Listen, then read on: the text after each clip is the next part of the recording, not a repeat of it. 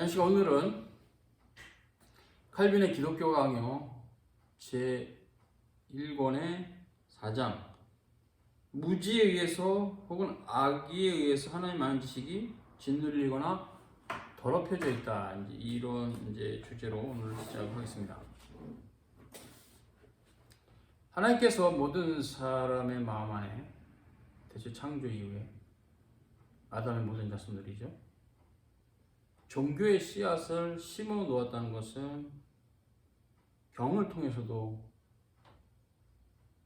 알 수 있지만 그것을 마음으로 기리고 성숙한 상태에 있는 사람은 하나도 없다, 이렇게 칼빈은 말합니다. 그 의미가 뭘까요? 그것은 뭐냐면, 전적으로 타락한 이후에 인간은 종교의 씨앗은 남아있죠. 그렇지만 그것을 살려서 성삼위일체 하나님을 깨달아 알게 되거나 우리 구주 예수 그리스도를 믿는 그런 신앙으로 스스로 발전하는 사람은 없다는 겁니다. 어느 누구도 자기 스스로 자기 안에 있는 종교성을 잘 살려서 하나님을 올바로 알아가게 되는 그런 일은 없다는 겁니다. 전적으로 타락한 이후 인간은 십계명의 첫 번째 돌판도 무너졌기 때문에, 흔적만 남았기 때문에 아무리 노력을 해도 하나님을 찾을 수 없습니다. 칼빈 지금 그걸 얘기하는 것입니다. 무지에 의해서 하나님을 인간은 아무리 노력해도 심한 사색을 해서 신에 대해서 찾아도 알 수 없다, 이렇게 말합니다.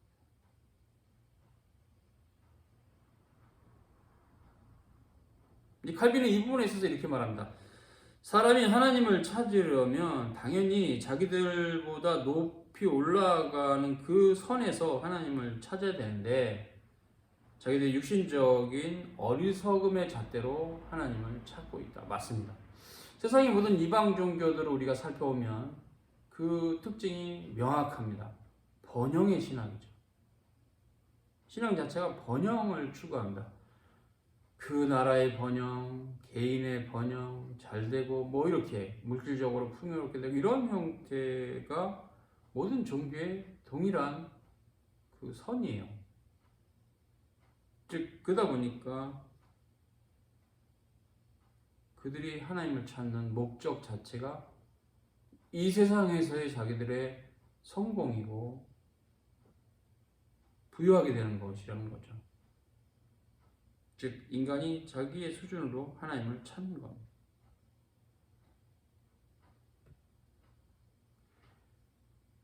결국 하나님 알 수가 없죠. 하나님이 그런 형태의 자신을 드러내신 분이 아니시죠.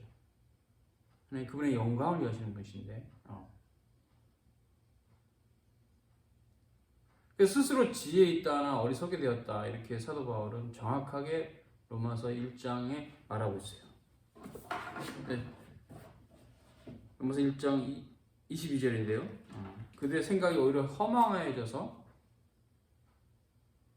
썩어지지 아니할 하나님의 영광, 썩어질 사람과 금수와 버러지 형상으로 바꿨다. 그래서 우상을 숭배하는 이방 종교의 그 한계에 대해서 바울이 로마서에서 잘 말하고 있습니다. 그럴 뿐만 아니라 이방 종교가 갖고 있는 위험한 특징은 바로 호기심과 허망한 사색이 이끌린다. 우리가 고대 헬라 철학자 중에서는 소크라테스와 플라톤과 아리스토텔레스를 상당히 흔히들 쓰는 말 쳐주죠. 굉장히 알아주시는 분들, 정말 훌륭하신 분들이죠. 그런데 플라톤의 글을 읽으면 정말 우리가 보기에는 한심한 사상이 많아요. 이 종교의 부분에 들어가면 세상의 이치는 심오하신지 모르는데 하나님을 알아가는 지식에 있어서는 플라톤의 주장들은 정말 형편이 없어요. 이데아가 있고, 이데아에서부터 이데아의 범주 안에 사람이 있고 이런 이상한 소리들을 하는데, 아니에요. 전혀 아니에요. 성경은 그걸 말하지 않아요. 그러니까 이게 하나의 계시로 비춰보면 그렇게 훌륭한 철학자들의 가르침도 굉장히 허접하다라는 것을 볼 수 있어요. 호기심, 허망한 사세. 결국 이제 그런 분이 그렇게 꽤 사회적으로, 세상적으로 훌륭한 현인도 그럴진데, 많은 사람들은 자기들 추측대로 하나님을 상상하며 꾸며내겠죠. 칼빈은 이런 사람들은 결국은 잘못 갔을 뿐이 없다.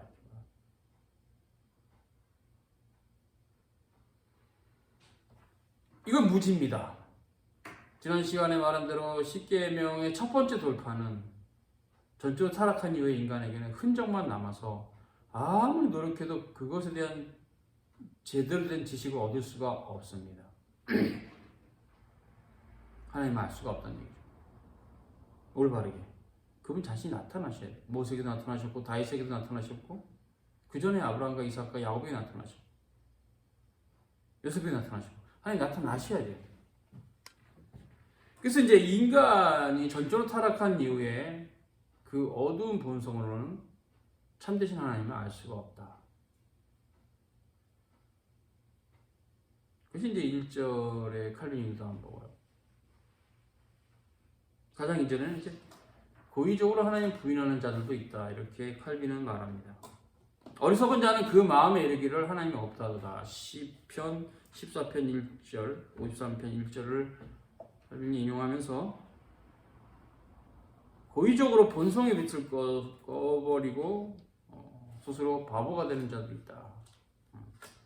하나님 없다는 것을 평생 증명하기 위해 사는 이상한 신학자들 독일에 많이 있습니다. 굉장히 무식한 자들입니다. 본인들의 무식함을 조금 지식이 없는 사람들 앞에서 폼 잡고 있지만 정말 하나님 말씀에 비추면 어쩜 저렇게 한심할까 싶을 정도로 무식한 소리들을 해요. 그렇게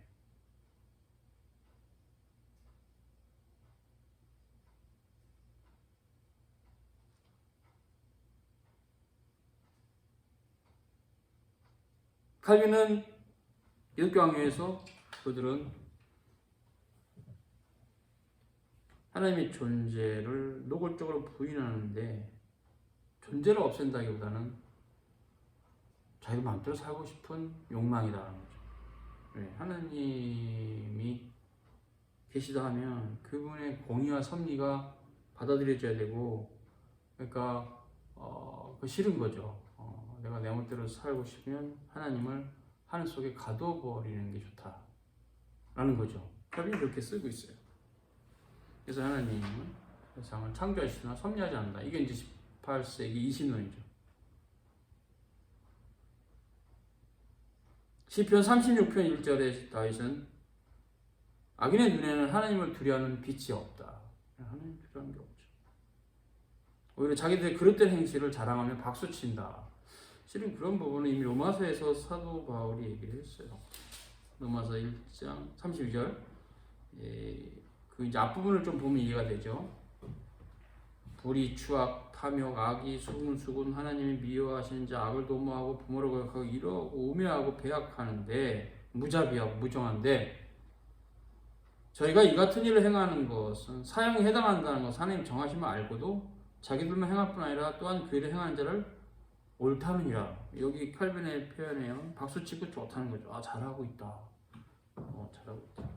그런 경우 지금 많죠, 세상에도. 하나님 말씀에서 분명히 죄악으로 되어 있는데 그래서 막 권장을 해요. 이거 잘한 일이라고. 새로운 시대에 맞는 문화라고 말도 안 되는 소리죠. 하나님 율법에 명확하게 영원한 법으로서 영원한 도덕법으로서 제시하고 있죠. 십계명이 말하고 있어요.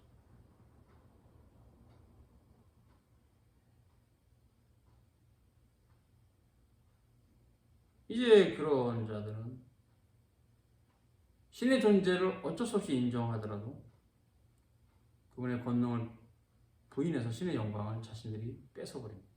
그것이 이제 바울이 말한 표현은 하나님을 알만한 것이 저희 속에 보임이라. 하나님께서 이를 저에게 보이셨느니라. 그러나 그래서 핑계하지 못하는데 하나님 알게 하나님이 영화롭게도 아니하고 감사치도 아니하고 그 생각이 허망하여져서 미련한 마음이 얻어져서 스스로 지혜에 따라 우존하게 되어서 썩어지지 아니하는 하나님의 영광을 썩어지 사랑과 금수와 버러지 형상의 우상을 바꿨다. 이 본문입니다.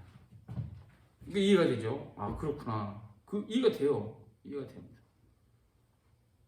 그래서 결국은 하나님을 부인할 수 없는 종교의 씨는 있는데 그것을 잘 개발해서 올바로 하나님 아는 일은 거의 없고 아예 없죠. 아예 없고 엉터리로 신을 알아가죠. 우상을 섬긴다든가 또 그 우상을 섬김으로 재물이 많아지거나 농사가 잘 되거나 이런 식으로 간다는 거죠. 구약시대의 역사를 보면 알 수가 있어요.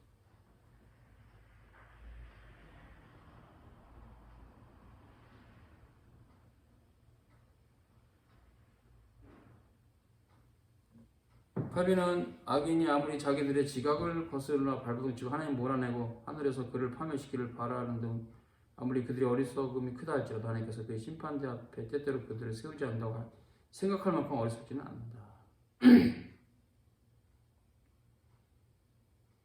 근데 이렇게 두려움 없이 하나님을 거스려 마음대로 처신하는 것은 맹목적인 충동에 사로잡혀 있는 것이고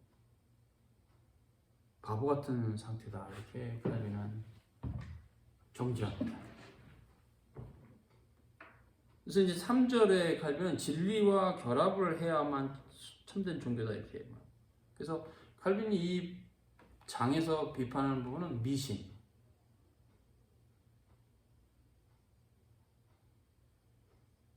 미신은 하나님이 전혀 가치가 없다고 하는 거에만 온통 사로잡혀서 하나님을 기쁘시게 하지 못한다. 그렇죠? 미신은 그런 거죠. 미신은 미신적인 신앙의 그 뿌리를 캐가면 인간의 욕망이 담겨 있어요. 인간이 자신의 욕망을 그렇게 표출해서 자기가 그 욕망을 얻고 싶은 겁니다. 그것이 이제 극단하는 게 주술이죠. 자기가 미워하는 사람이 있으면 그 미워하는 사람의 집단으로 인형을 만들어서 거기다 막 칼을 찔러놔요.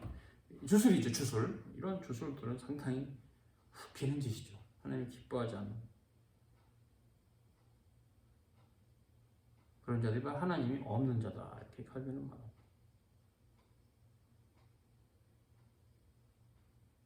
하나님을 아는 참된 지식이 없으면 어느 누구도 인간이 종교적인 열심으로 하나님을 알 수가 없습니다. 칼빈 지금 이 절에서 이걸 말하고 있어요.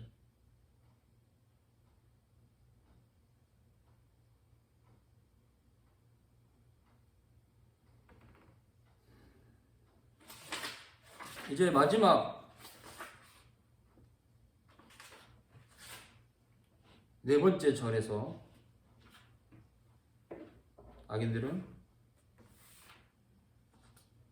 절대로 하나님을 가까이 하지 않는다. 이렇게 칼빈은 말합니다. 어떤 사회적 분위기가 신에 대해서 있다. 그것은 17세기 이전에 중세시대나 교구시대였죠. 물론 그 이전에도 있어요. 우리하고 다른 종교지만 바벨론 신앙이라는 게. 근데 그런 시대에서는 그 사회적 분위기가 신이 있다는 분위기니까 강제로 신에게 나아가는 거죠.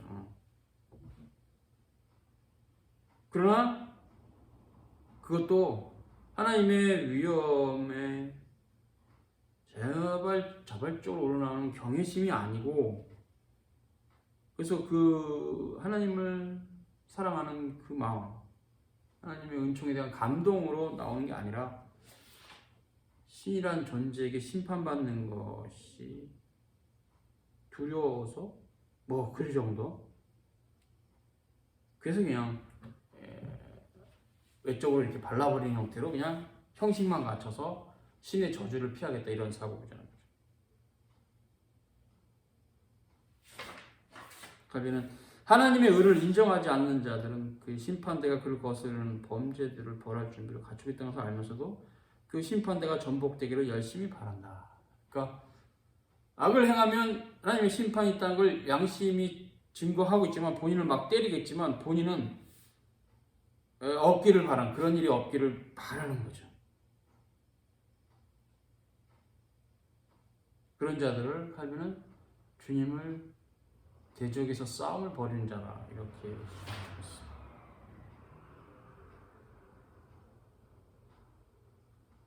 그들이 비록 겉으로는 하나님 섬기는 것처럼 하나님 멸시하지 않는 것처럼 그런 비슷한 신앙의 행동을 할지라도 그렇지 않다.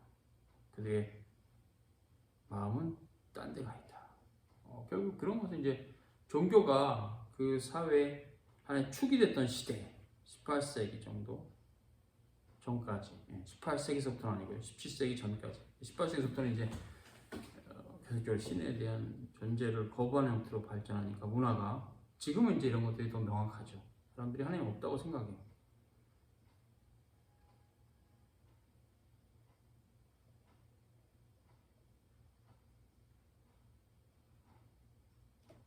이제 이런 자들은 계속적으로 그들의 마음 안에 하나님에 대한 지각을 억누릅니다. 왜 그럴까요? 왜 그렇습니까? 그것은 방종으로 자기들의 더러움 속에 뒹굴고 싶기 때문에 그렇습니다.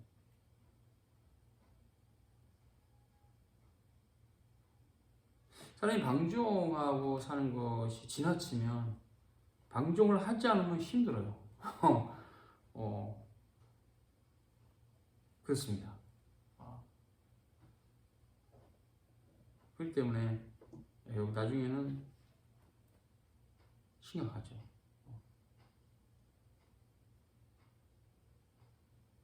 그래서 우리가 하나님 따라가는 것이 힘들어도 그것이 습관이 되면 굉장히 자유로워요. 그래서 신앙에 대한 좋은 습관들이 귀하다라고 하는 거예요. 주의를 지킨다. 하나님 마땅한 헌상을 드리고 이런 어떤 좋은 습관들은 좋죠. 물론 그 습관 자체가 신앙이라고 볼 수는 없어도 그 좋은 습관들은 굉장히 귀한 겁니다. 그럼 세상에 나가서도 이렇게 봤을 때 자연스럽게 이렇게 사람을 대하는 게 뭐 남을 배려하고 이게 잡혀 있는 사람 있잖아요. 부모로부터 가정교육을 다 받으셨는지 복이죠. 그런 것들이 이제 우리가 하나님 말씀을 돌아와서 말씀 안에 잘 형성된다면 너무 복이죠. 그래서 오늘 여기까지 합니다. 여기까지. 다음 시간에 5장 하나님을 아는 지식이 우주의 창조와 그 지속적인 운에서 분명히 드러나는 다음 시간에 오늘 여기까지 수고하셨습니다.